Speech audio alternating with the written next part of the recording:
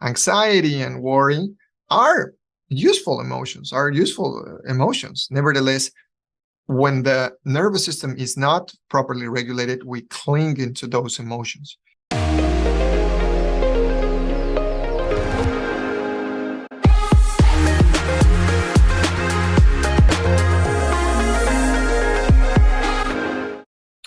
Welcome to Holistic Ambition, where we talk with visionary leaders who are redefining what it means to be ambitious. We cover ways you can live with more well-being, meaning, and fun in your career, business, and relationships. I'm your host, Stephanie Thoma, life coach for ambitious professionals and author of Confident Introvert. Today, we have JJ Ruescas with us. He is a human optimization strategist and founder of Optimize Me. One day, he made a promise to himself not to finish a single day without learning something new for at least 10 minutes. He started his career in the world of technology, where he led several teams on several continents, guiding them to reach their highest performance. He has since immersed himself in topics such as productivity, neuroscience, psychology, optimal breathing, nutrition, cloud technologies, etc. And in itself, he became his own guinea pig with the goal of personal optimization. Thanks to that, JJ is currently a high performance and results coach for startup founders and C-level executives of important companies like LATAM and the US. Okay, so we're just going to dive in here, and I'd love for you to actually kick us off with a breathing technique. Let's say someone is on a walk right now, listening to this, watching this. How can someone kind of become more alert if they're feeling a little bit sluggish? Bro, that's exactly what I need. Let's do it. Yeah. So let's sit up straight. We're going to do this thing that is called fire breathing. And this is going to be a little counterintuitive first, which is we're not going to inhale or put effort in the inhale, but we're going to put effort on the exhale. And we're going to focus on exhaling just through the nose. So watch out with those buggers there, by the way. There may be some over there. Just say it. But look at me first. So I'm going to also place a hand here in my belly, especially in the diaphragm part, because that is what is going to pump the exhale. So we're going to put effort on the exhale. It's going to look like this. Just a demo. You and I are going to do it together, Steph. So let's get ready. Okay. What we're going to do is, if you notice, I was pumping with my abdomen, and it's called bellows breathing as well. Think about something that is just sending air upwards. And the inbound or the inhale is just the rebound. So we do it naturally. Let's do it. Yeah. Starting in 3, 2, 1. So this is 4, an exhale through the nose. Breathe through the nose. Let's go. 1, 2. 1, 2, 3, 4, 5, 6, 7, 8, 9, 10 more.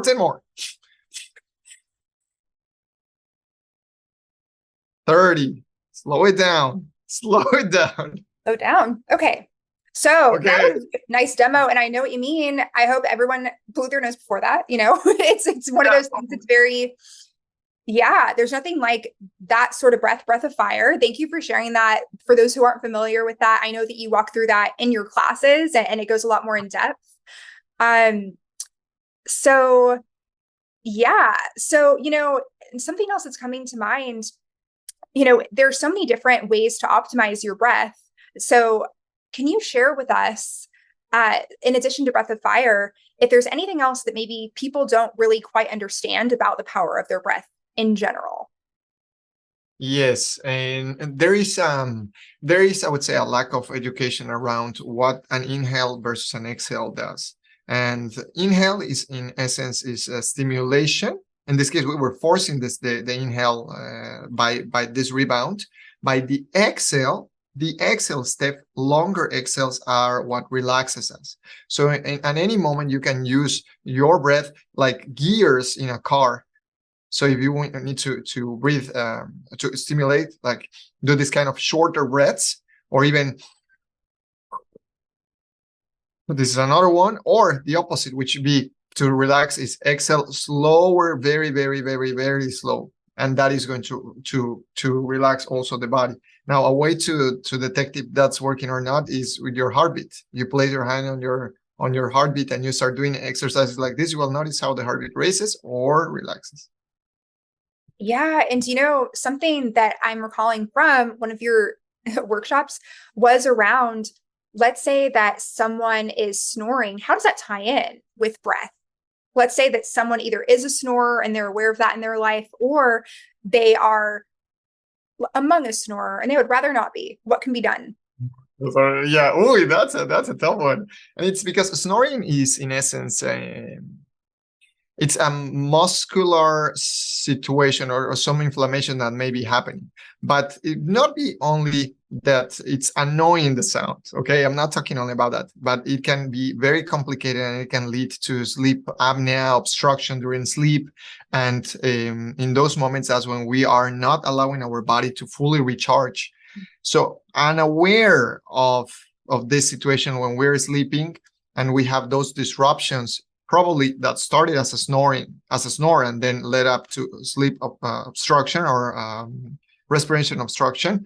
It's like when you're trying to fully recharge the body of your body, you unplug it. Again, it's trying to recharge, you unplug it. Try to recharge, you unplug it. So you never fully recovered. And that is one of the situations that snoring becomes a good metric. What do I mean by this? If you realize that you're a snorer, someone tells you that, or you can use apps that will tell you if you're snoring overnight or not, that could help you to apply, for example, different techniques to first allow the airways to be more open, or even to mouth tape. And I know that mouth tape for some people, it sounds crazy.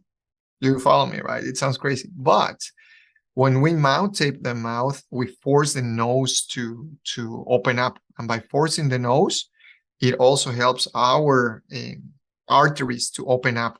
And therefore, that's another way to have more oxygen flowing through the body. So it's counterintuitive if you think about it. It's like, I cannot breathe through my nose. Like, no. By doing that, you help your nose to come functional again. So people are less likely to snore if they put tape over their mouth.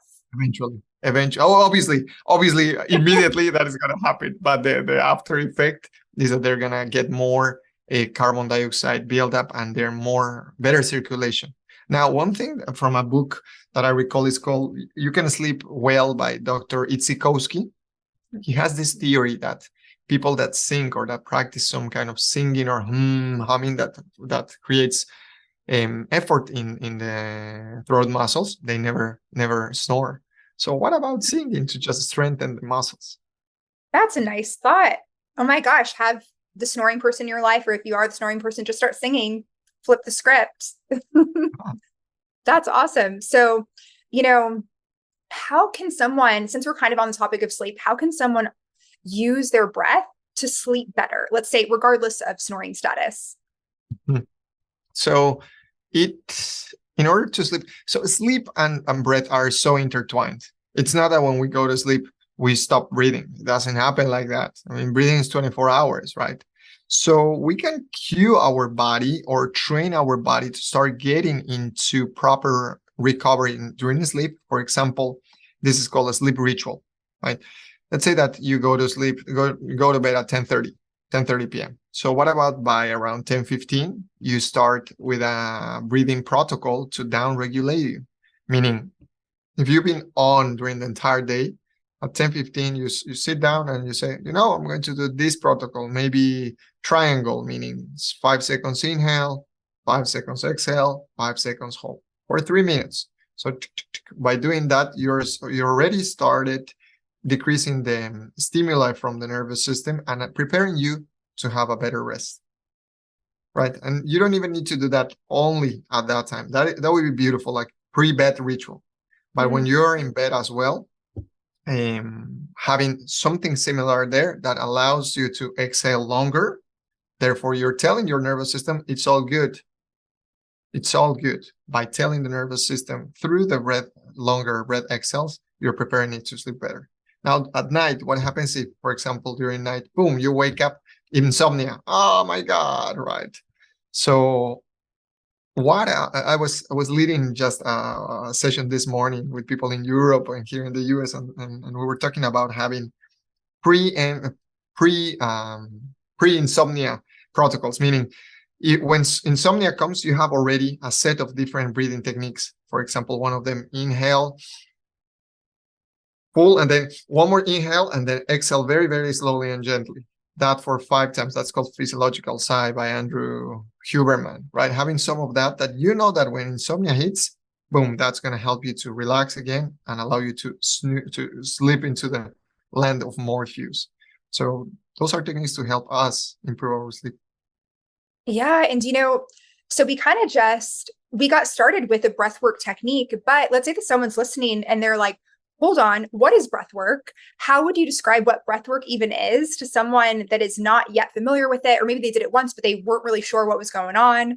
And then I'd love to go into how it impacts our nervous systems and emotions. So breath work is the most ancient of the technologies, right? No breathing, no life. No breathing, no life. Now, the moment that we are born, we start breathing optimally.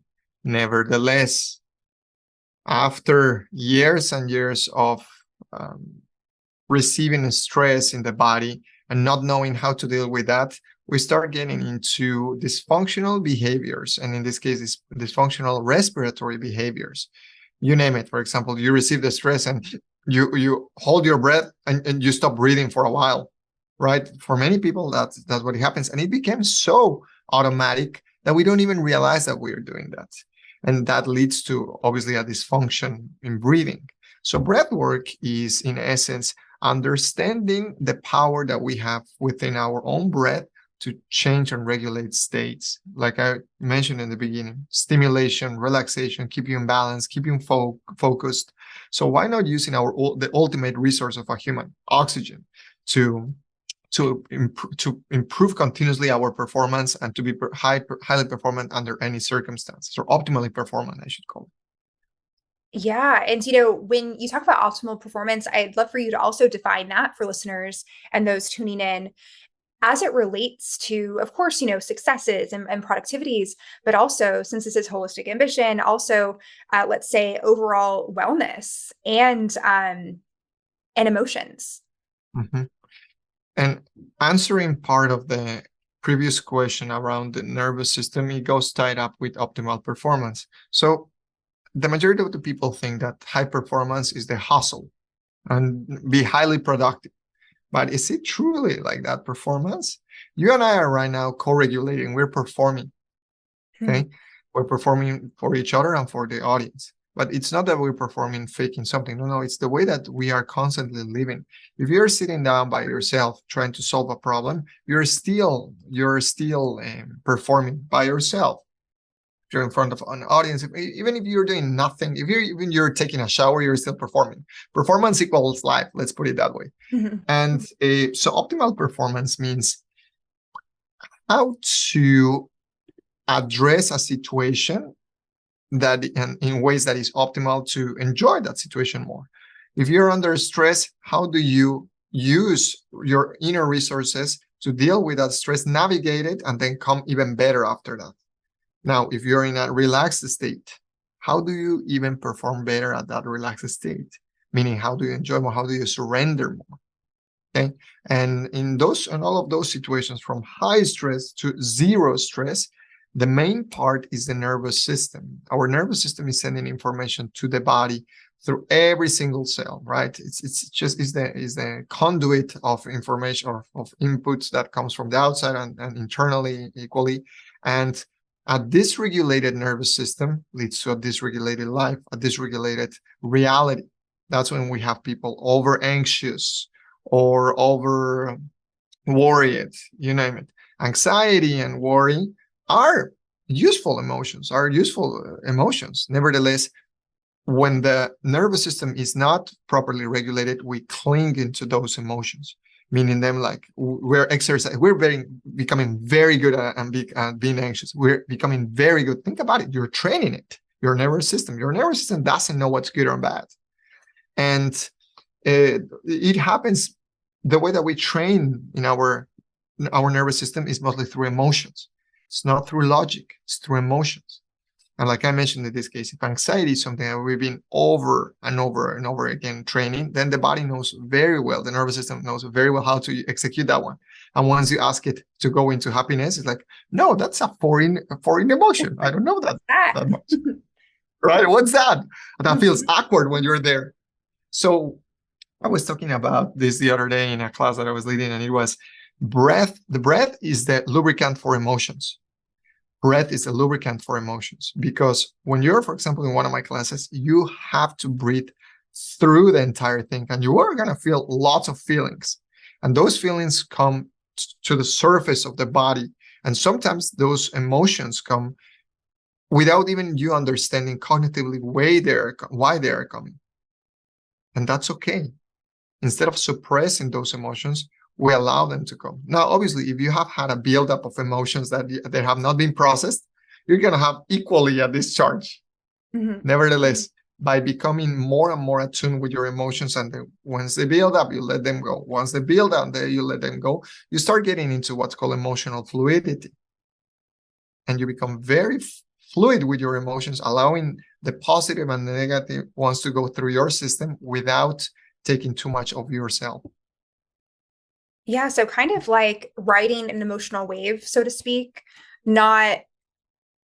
It's interesting because it's like, I wonder, this is a nuance where, let's say you're present with your emotions and you're feeling them while observing them without disassociation. How would you kind of approach if someone, let's say, is prone to either being so engulfed in emotion or being totally detached? How does someone actually find that happy medium of experiencing the emotion and letting it process properly? So this is where grounding comes to the conversation, and this is mostly from somatic techniques. So grounding is grounding in your body. Think about this, and let me give you an example from my own case, Steph. Once I get triggered by an very charged emotional event, if it's with another person, you and I are having this conversation and something triggered me. I'm not saying that you triggered me. No. I'm saying something triggered me.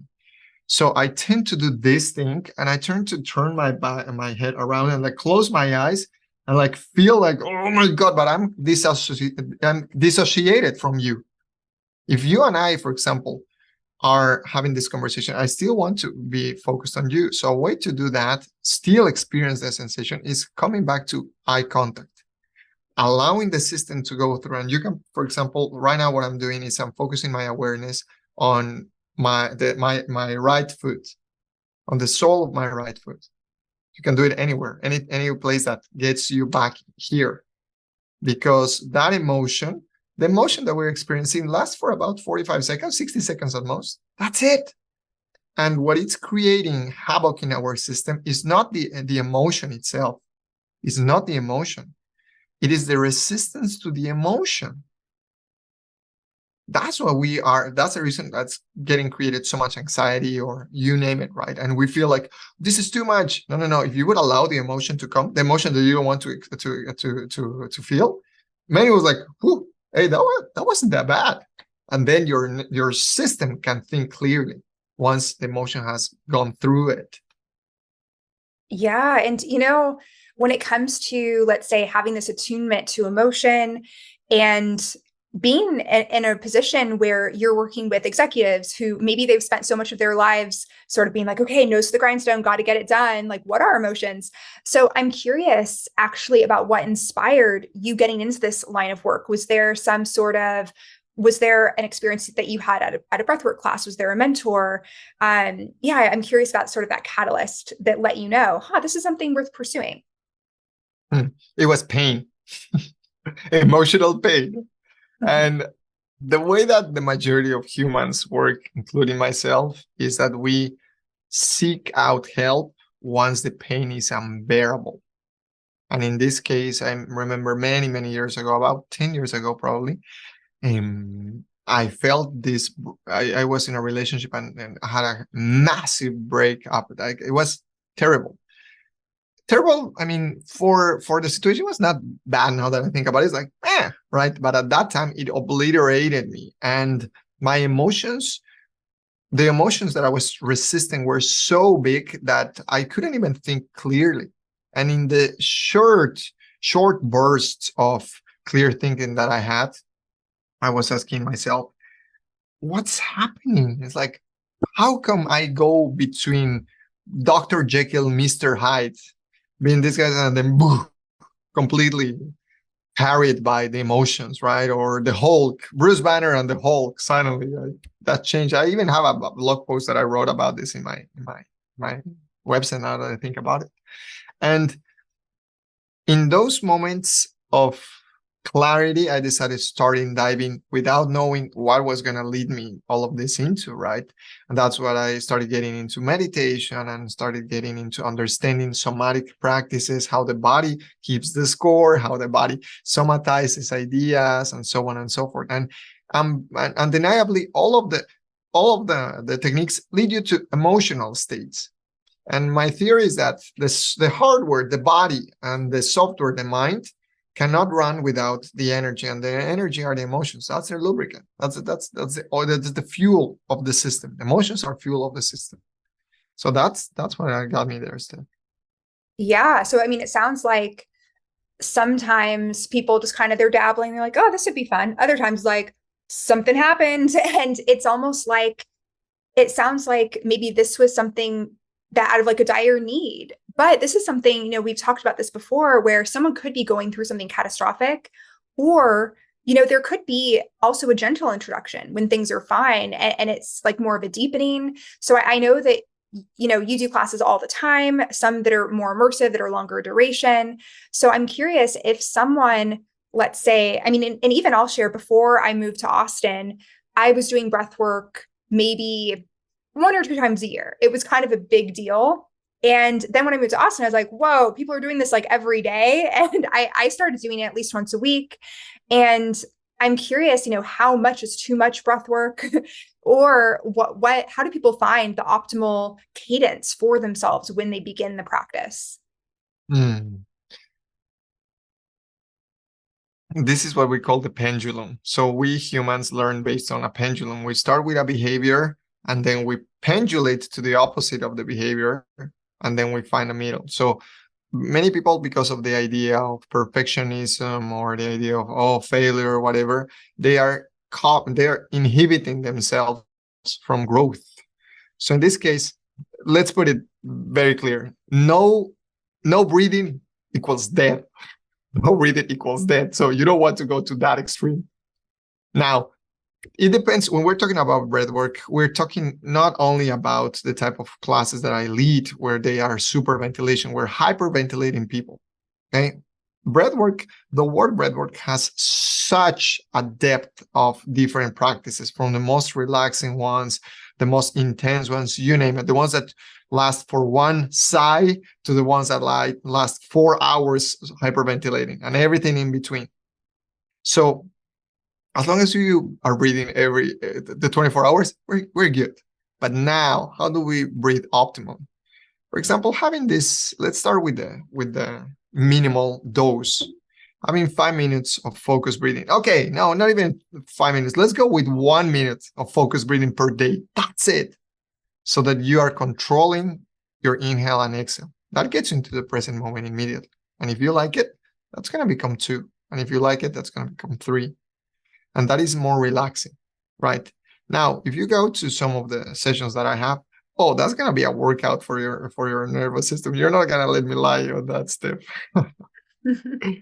I mean, yeah, I know I've, particularly in your classes, like, seen various colors, and, you know, it's a whole experience.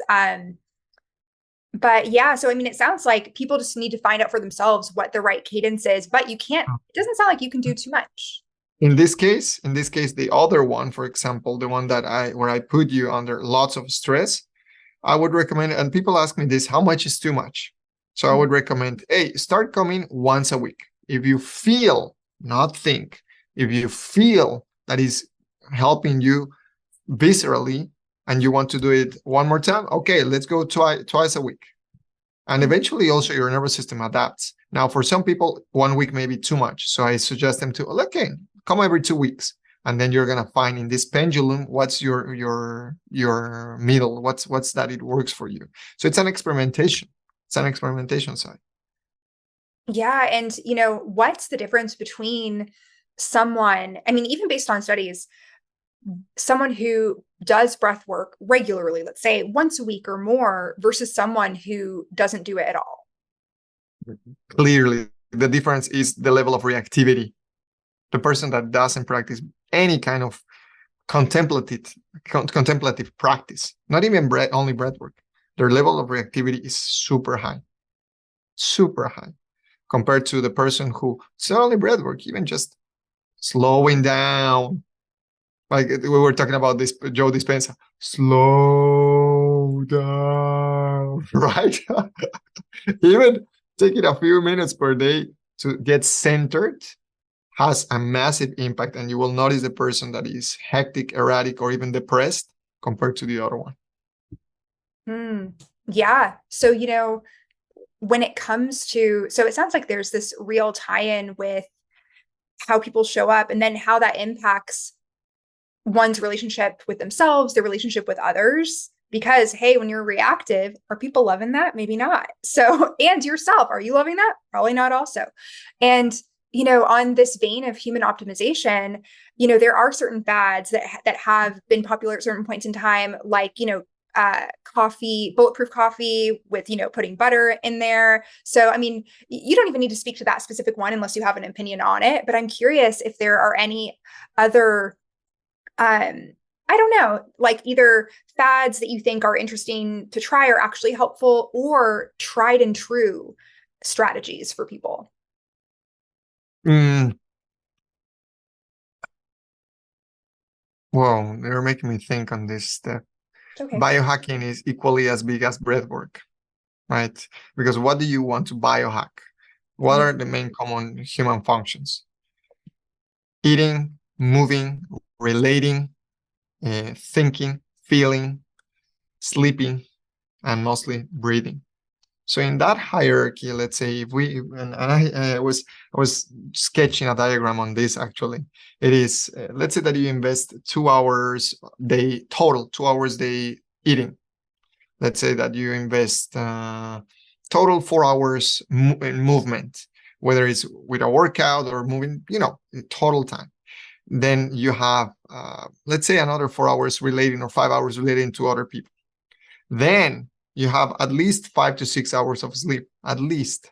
Hopefully. Oh my gosh, 8, please. 9. Yeah. And definitely you have 24 hours breathing.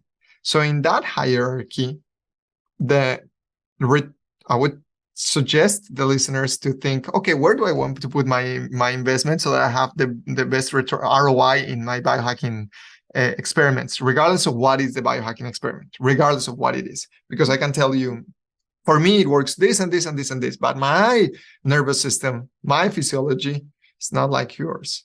So the thing that works for me may not work for you. I cannot force you to come up with a M size blue t-shirt.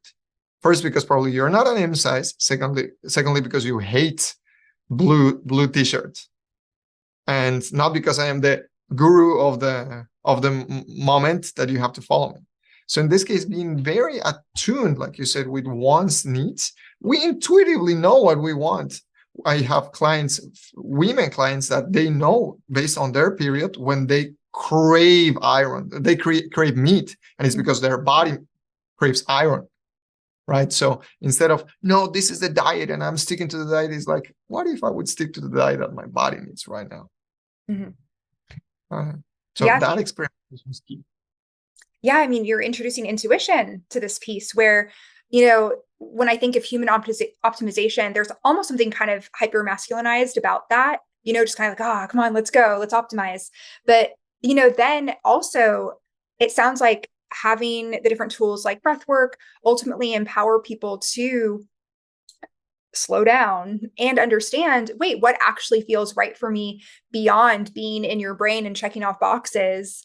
But then asking like, what is challenging versus what is actually out of alignment. So yeah, do you have anything to add with that piece? I love that you mentioned that how this thing of optimization or performance has been, I would say, embedded or immersed into the hustle culture, right? And for me, human optimization overall is an art. Is an art that now we can combine two things: the objective data with the subjective experience, and the subjective experience comes from intuition.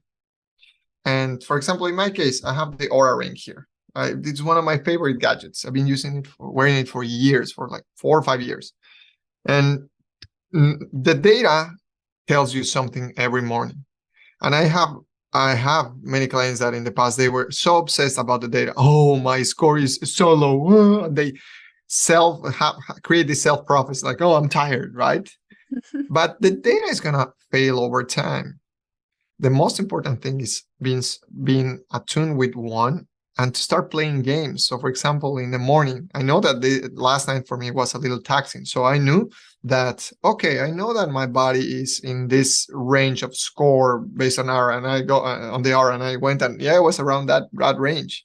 So instead of just forcing, pushing, it is becoming an athlete. And an athlete, when the athlete feels that there is a chance that he or she may get injured, he still works out, but in a different way, in a smart way. And when the nervous system, when the body is relaxed, boom, it goes all in.